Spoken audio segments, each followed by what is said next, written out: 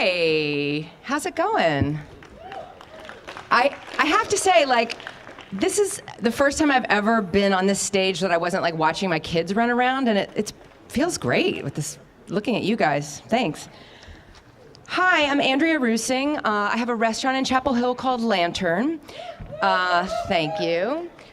We do a program there called Kitchen Patrol, where we partner with University, which is part of the Stone Center. And we teach 14 fourth and fifth graders a cooking class every week during the school year. I also have a restaurant in Durham called The Durham. I know Chapel Hillians they've just figured out how to get to Durham. Seriously. Okay, so I'm just gonna start talking. You guys interrupt me with questions. It'd be great if we could have a dialogue. I have some written stuff because I need that. But yeah, I'm gonna tell you a bunch of things that you know already and maybe a couple things that you don't, and we can talk about it too. So there are literally hundreds of small farms within 15, 20, 30 minutes of here. And when I first opened Lantern in 2002, I really felt like, maybe arrogantly, but I really felt like I knew almost everyone who was farming within a half an hour of here. And now I have literally people coming to the back door every single day that I've never met before at both restaurants. So there's an explosion of farming and food happening. Carborough is called America's foodiest small town. We all have feelings about the word foodie, but I think that we're all foodies in some way, and we've all participated in this incredible experience. So farmers have done it. Like our farming scene here is much more sophisticated than I think our dining scene is in many ways, and it has been for 40, 50 years. But of course, North Carolina has a long, long history of being a farming state and an agricultural state. Also responsible for this explosion in our food scene and all this work to make good food more accessible are tons of organizations and nonprofits here. You guys know most of them, I'm sure, but I need to mention them. Rural Advancement Foundation International, Scott Marlowe does an incredible job there. Carolina Farm Stewardship Association, Seeds, the gardeners at Transplanting Traditions. There's so many local heroes across our state whose work centers on creating values and community, and that sense is what makes our food system grow. Savvy Horn from Land Loss Prevention, Nancy Creamer, and Charlotte Ammons from the Center for Environmental Farming Systems. Their racial equity work is incredible. If you guys don't know about it, you need to check it out. Melinda Wiggins from Student Action with Farm Workers. And of course, you guys all know Alice Ammerman here. That's just to name a few people. Sandy Cronick and Jennifer Curtis are two more of these heroes, and their food aggregation companies, First Hand Foods and Eastern Carolina Organic Growers, are like the anti-middlemen. They're really more like matchmakers, and they bring together producers and eaters, and they're helping to grow the farms that we need in North Carolina in the future. This magic, sometimes invisible work is hugely critical to moving towards a dependable food supply, one that's not just sustainable, but also, and just as importantly, accessible to everyone in North Carolina, regardless of where they live or how much money they make. The abundance that we see in the grocery store, with piles of food from every corner of the planet, is an illusion, since it's only possible through an extraordinary and unprecedented depletion of resources that have an inevitable end. True abundance that's real, must be sustainable. It must be mutually enriching, not extractive, from the farmer to the eater and everyone in between. When we eat the food that another person has grown or picked for us, we become connected to them. Our challenge as eaters and foodies and cooks is to find a way to make this connection visible. Anyone here, raise your hand if you ate blueberries in North Carolina this summer. Okay, I ate probably 20 or 30 pints. Anyone here who ate 5 pints probably ate 1 pint that was picked by a child. There aren't great statistics on this, and that's part of the problem. But there's no federal laws that regulate on-farm labor of children. So all over the US, kids are harvesting food alongside their parents. In North Carolina, the people who harvest our food, and there's probably 160,000 of them, but maybe 300,000 of them, we just don't know, who are undocumented workers, They suffer from food insecurity at an insane rate. It's something like 60%. They can't feed themselves, yet they're harvesting our food.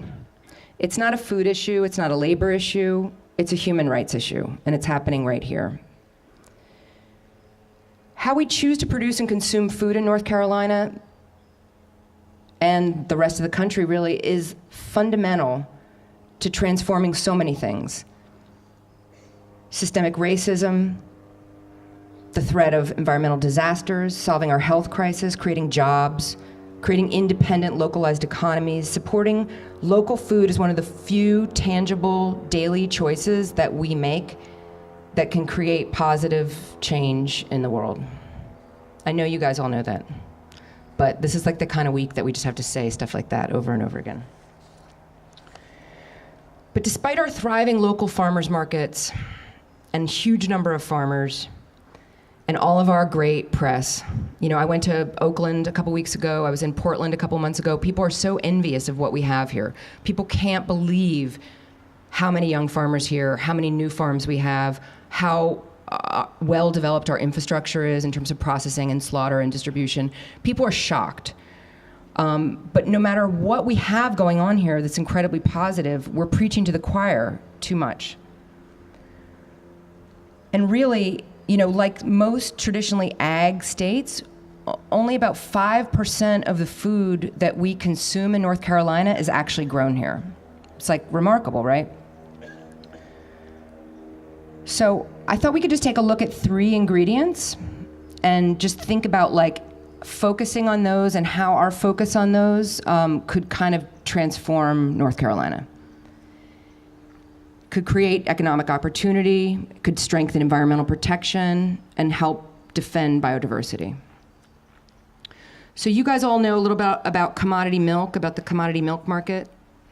It's like a little bit of a dry topic for a celebration like this, but it's an important one. You know, it's an arms race to produce the most milk at the lowest price in a really volatile market that suffers from overproduction and commodity dumping. It's a numbers game, and really only the biggest producers can win. Recent lows in dairy prices have resulted in a record loss of dairy farms, but the long-term downward spiral has other causes and consequences.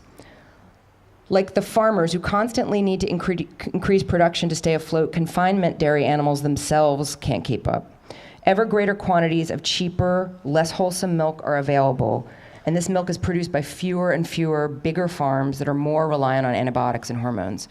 I mean, for an example, the average dairy, commodity dairy animal right now lives like maybe 2 or 3 years before they're basically obsolete, because breeding has created a situation where the animal can be slaughtered and a new kind of more novel breed can produce more milk, so it's actually worth it just to slaughter a 2 or 3 year old animal. You know, someone like Chapel Hill Creamery, for example, you know, you guys know and love their cheese. They have dairy cows that are 8, 10, 12 years old that produce, you know, almost until the day they die. So the dairy industry is not sustainable, and we used to be a net milk exporter in North Carolina. Now we're a net milk importer. So in 1985, we had 1,200 dairy farms here. And today we have, anyone want to guess how many we have? Take a guess. 20, no. 290, not that many. So we're at a really critical moment right now, because if we lose more of those farms, we are also going to lose the infrastructure that makes it possible for them to do what they do and be dairy farms. But in the meantime, as you know, there's like a really strong national demand for organic grass-fed milk. Organic Valley is an incredible company. They're very big in North Carolina. They're trying to become bigger in North Carolina. They need our support as consumers to go to our grocery stores and demand North Carolina grass-fed milk. It's like a really simple thing we can do. You know, as recently as 1965, a typical dairy farm here was pasture-based, supplementing what animals ate from the pasture with like hay and corn and silage. Today, about 10 to 20% of North Carolina's dairy output is still pasture-based. It's still grass-fed. but it's dumped onto the commodity market because we don't have enough demand to buy that milk at a premium price. So farmers aren't getting the money back to the farm that they deserve for that premium milk that's in demand all over the East Coast and increasingly all over the country. Rural unemployment in North Carolina is high, and we have land lying fallow and a growing movement of young people who want to farm. We also have incredible technology thanks to people like Steve Washburn at Center for Environmental Farming Systems, who devoted his life to increasing research on pasture-based dairies. And even with just a fraction of the money that we spend on research for commodity dairies, we could explode this market in North Carolina. Dairies could thrive and compete on price, and maybe even supply milk to every school in the state. But we, as eaters and foodies and consumers, or whatever you want to call us, we are the people that can create this movement. Restaurants can't do it alone, and in fact won't do it because it's too expensive for most restaurants. So we need to go into every grocery store that we can and demand this milk. All right, you want to talk about pigs? It's a kind of a lighter subject. Okay, you guys know at any given time there's more pigs than people in North Carolina? That's like a somewhat debated statistic, but it's pretty great to say. It's close. 11 million pigs, okay, and only a 3-day supply of food for these pigs in state. But North Carolina's pork problem, our pork problem, is really a national problem. In 1950, there were 3 million hog farms in the US, and today there are only 85,000. Until we have diversified family farms everywhere, there are people that want to eat barbecue, we will rely on a few huge vertically integrated companies that control almost all pork production. And these companies continue to determine our values. What is humane treatment? What are fair labor practices? What is the flavor of this pork that they're pumping into every grocery store in the United States? So while we're making our to-do list here of stuff we need to work on next year, we need to try to figure out how we can have a small, outdoor, integrated hog farm with vegetables next to every barbecue restaurant in the state. It would have a lot of benefits. It would create small, integrated, fertile farms, give us access to full-flavored pasture-raised pork, and it also might inspire those thousands of rip-offs of North Carolina pork barbecue places from Brooklyn to Portland to take these hogs off our hands and raise them in their own communities. These aren't just political issues, as you guys know, they're flavor issues. The most delicious things to eat evolved before food was treated as an industrial product, and many of these foods are at risk of extinction. Nearly everything available to us in grocery stores has been manipulated to behave as a product, not as a food. Bred to be resistant to pesticides, able to be shipped more efficiently or stored longer. Farmers who sell at local markets can grow tomatoes that are bred for flavor, juiciness, their perfume, while industrial producers can't. I called this local produce company that just distributes, basically they're a big aggregator and they just distribute kind of California produce. And I asked about the flavor of this lettuce, and he said, ma'am, we do not breed for color or we only breed for appearance, not color or flavor, is what he said to me. And that's totally standard, right? And totally accepted. So industrial food is conceived of and produced for convenience, for uniform appearance, for maximum profit. And it becomes more like a symbol of a food rather than the actual food. I mean, we all know that experience of getting a strawberry in February at some event or at the grocery store, and why are we even eating that strawberry? It's because we feel like it's luxurious and we feel like we deserve that strawberry, but the strawberry's not really giving us a lot of pleasure, but we still buy it. The problem is that there's not really much profit in food that was grown for flavor.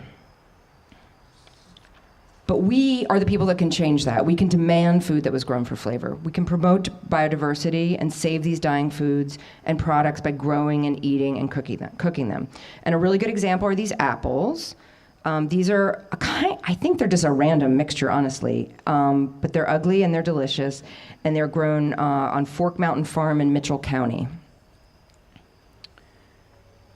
And I really never knew. I grew up in New Jersey, so I have kind of like a Yankee chauvinism about Southern apples. I didn't know they existed until my friend David Auerbach introduced me to Lee Calhoun. I meant to bring his book to show you, but it's an incredible book. It's called Old Southern Apples, and you should check it out. I know they have it at the library here. We have a copy at Lantern if you ever want to drop by and look at it.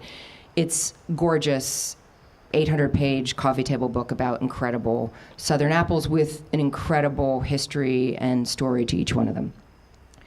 But Lee became an apple hunter because he couldn't find any of the old Southern varieties that he wanted to plant in his own backyard orchard when he went to nurseries.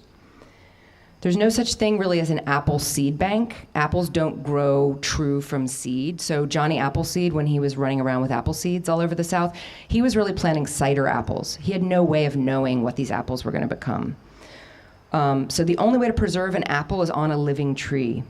And Lee helped also create the Southern Heritage Apple Orchard at Horn Creek Farm, which is just about 2 hours from here.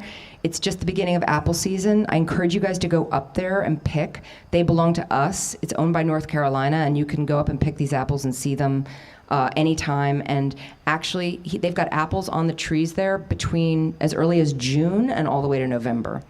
Because plantation, people that were kind of trying to survive in the South on small farms, they needed many, many varieties to make it work. They needed apples for drying. They needed apples for cider. They obviously needed apples for vinegar, for preservation. So there's all kinds of things that, that apples were really useful for.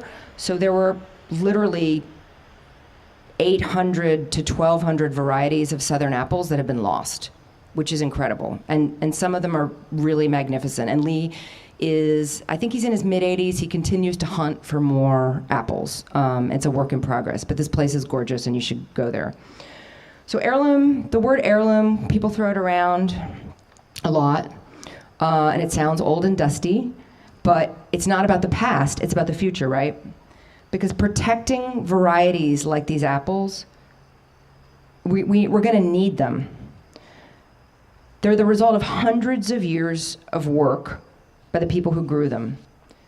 They discovered and propagated the best and most useful apples that can grow in our climate here, in our heavy, sticky soil, deal with our insect pressure, and then they pass them down through generations. So right now, most of our applesauce, apple juice in the United States is coming in from China, from Chinese apples. We're not gonna be able to do that forever, right? We're becoming reliant on them. But in the future, we're not going to be able to depend on them. If we're going to want to eat apples in 2030 or 2050, we need to start planting trees right now in the South that we know are going to thrive here, and these are those apples. The process of growing, cooking, and eating food is one of our last remaining connections to the earth and to this planet. It's a daily way of remembering our growing up. It links us to people from all times, and it integrates values and meaning into our daily lives. Real food that satisfies a deeper hunger than the one we feel when we're late for lunch. It's not about the food, it's about relationships. Whether you're someone who's eating an apple that your great-grandmother passed down to you, or someone who's tasting one for the first time, it's the connection to the other people that made that apple happen that creates the flavor, but it also creates the meaning. And that's what food is all about, and we're so lucky to have some of these apples that these friends of mine grew in North Carolina, and so glad to share them with you tonight. Thanks so much.